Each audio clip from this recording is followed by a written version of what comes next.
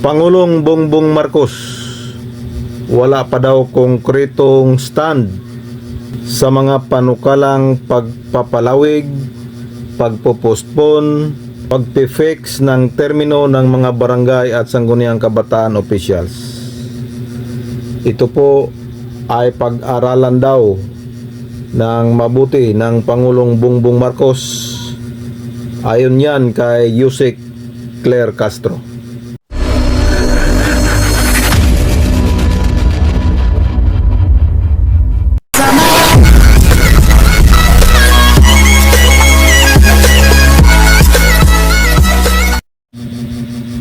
Hello, good morning. Isang mapagpalang araw sa ating lahat mga kapobre. Welcome back sa ating munting channel, Cap John Official. Araw ngayon ng Huwebes at Pizza 20 City na sa buwan ng Agosto mga kapobre. Ilang araw na lang ay September na. So, panibagong araw, panibagong biyaya, panibagong pag-asa, panibagong lakas. Of course, panibagong vlog mga kapobre. For today's vlog, update na naman sa barangay at sangguniang kabataan eleksyon. So isang mainit-init na balita po. Mayroon po tayong nakita sa programa ni Ted Pailon at DJ Chacha. May bagong panayam po. Si Yusek Claire Castro po. At sinabi po niya na wala pa pong konkretong stand ang Pangulong Bongbong Marcos patungkol dito sa mga inihaing postponement sa barangay at sangguniang kabataan eleksyon. Yan po ang kanyang sinabi sa panayam kay Ted Pailon mga kapobre. So ito po, panoorin nyo mga kapobre at pakinggan natin ang sinasabi ni Yusek Claire Castro. Here we go. Meron na ho bang damdamin ng Presidente doon sa postponement ng barangay at SK elections po ngayon pong November 2, ma'am? Wala pa po sa akin konkretong na ibibigay, although na pag-uusapan, pero wala pa pong na ibibigay sa amin na kung ano ang stance ng Pangulo, kasi hihintay na lang po kung ano po yung bill at titinan po, aaralin po, pero sa ngayon hindi, walang konkreto na naibibigay sa amin na mensahe. Sige po, siguro ho, pag meron kayong chance na siya po'y makadaupang palad, attorney, pakitanong na lang siguro kasi nga sabi ng COMELEC sa aming interview, mga 4 billion daw po yung masasayang and then yung risk. Po, Sir Ted, yung huli namin, kailan ba kami? During a FOCAP last week, napag-usapan na po namin yan, pero wala po siyang konkreto pa kasi aaralin po kung ano yung effect. So, although napag-usapan na po, pero wala pa pong konkretong stance ang Opo, kasi po diyan ma'am siguro lalabas nga yung galing ng inyo pong bagong talaga na liaison officer sa both houses. Kasi kung magpapasa ng batas ang Kongreso tapos hindi naman pipirmahan ni Presidente o kaya i-veto niya, sayang lang yung oras. Importante po kasi ito.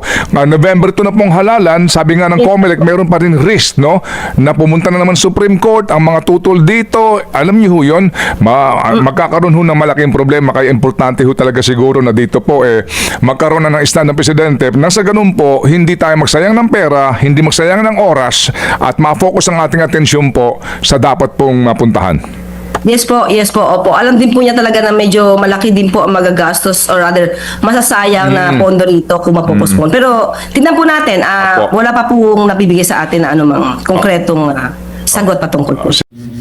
So yan po, Pangulong Bongbong Marcos, wala pang konkretong stands patungkol sa pagpapaliban ng barangay at sangguniang kabataan eleksyon. At ito daw ay pag-aralang mabuti pa ng Pangulong Bongbong Marcos.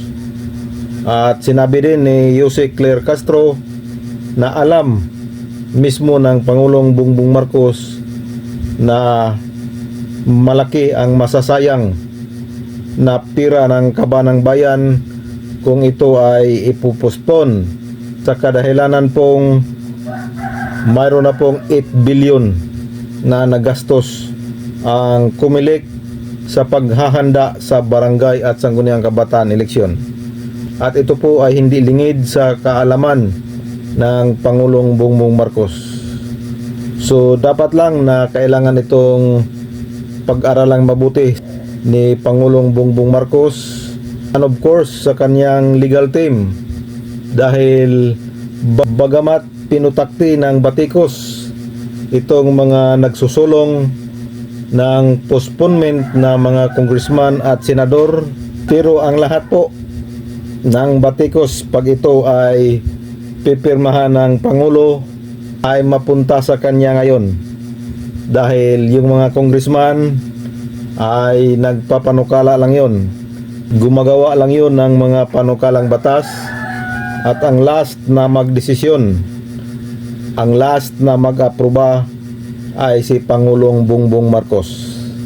Kaya kung kaniyang sususugan at pipirmahan itong mga pagpapaliban, postponement, pagpapalawig ng termino ng mga barangay at mga sangguniang kabataan officials, ay siya na po ngayon ang putaktihin ng batikos, dahil siya po ang last na magdesisyon.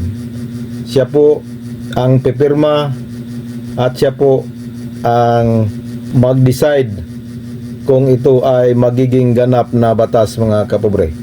So tama lang yung sinabi ni Yusek Claire Castro na aaralin ng mabuti ng Pangulong Bongbong Marcos ang anumang mga panukalang batas, lalo na dito sa barangay at SK eleksyon, dahil minsan na pong nabaliwala ang pirma ng Pangulo noong 2023 postponement po na pinirmahan ng Pangulong Bongbong Marcos.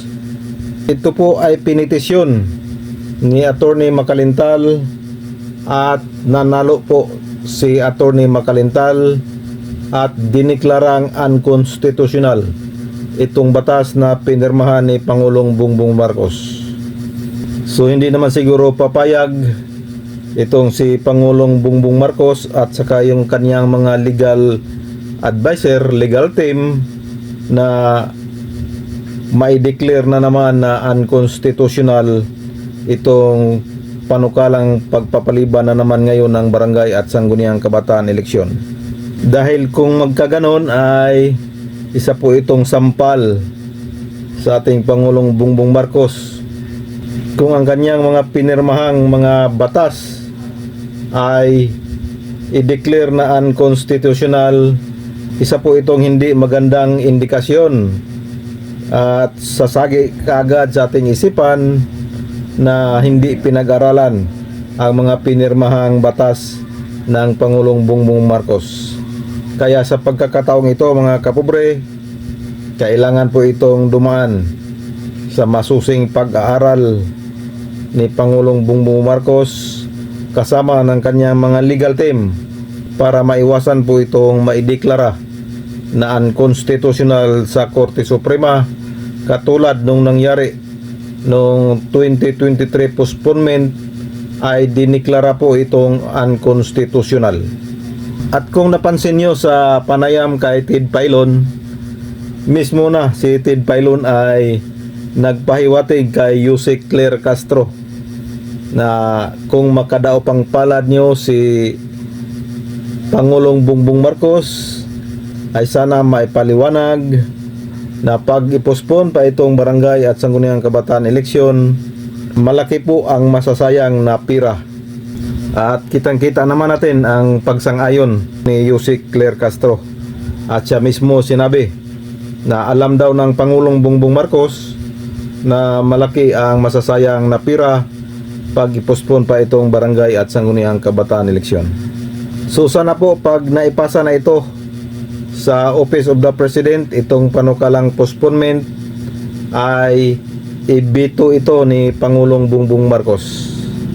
At sana pakinggan din ni Pangulong Bongbong Marcos ang hinaing ng ating mga mamamayan, lalo na yung mga barangay na hindi matitino ang mga barangay officials.